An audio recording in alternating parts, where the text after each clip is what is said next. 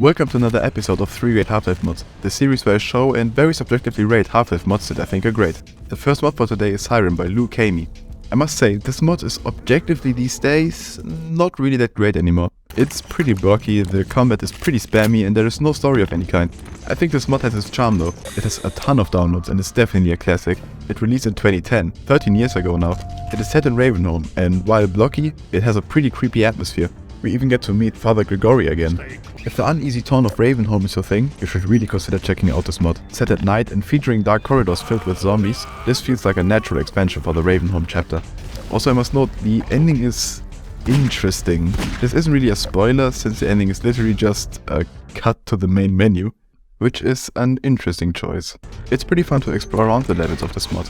And as I've mentioned, it's pretty blocky, but it's also really detailed. It features a ton of fights against zombies. And a pretty cool underwater maze, which I've never seen another mod do before, I must say. For the rating, I will have to take its outdatedness into account and give it a harsh 7 out of 10.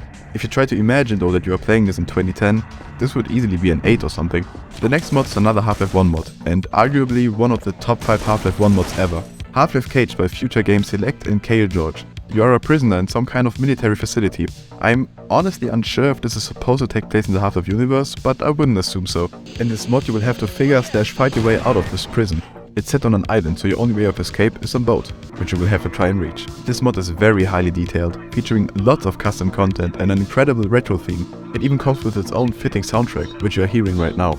This mod is free, but you can choose to support it by buying a DLC which gives you a golden plunger. And yes, I forgot to mention, instead of the crowbar you get a plunger in this mod. This mod features incredible level design, honestly some of the best I've ever come across in Half-Life 1 modding. If you are to play any Half-Life 1 mod, this one should be the one.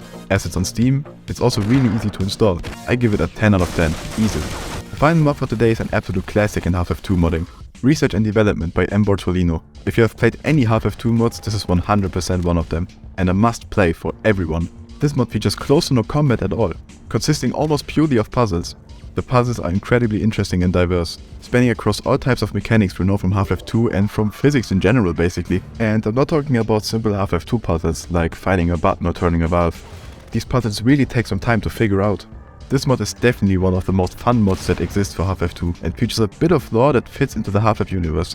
It's set in an industrial environment and has incredible level design. And even with this industrial type of tone, there are still some fun wacky scenes. Later on in the mod you even get to build your own car and fight a boss battle, which is honestly one of the most unique boss battles I've ever seen in a Half-Life 2 mod.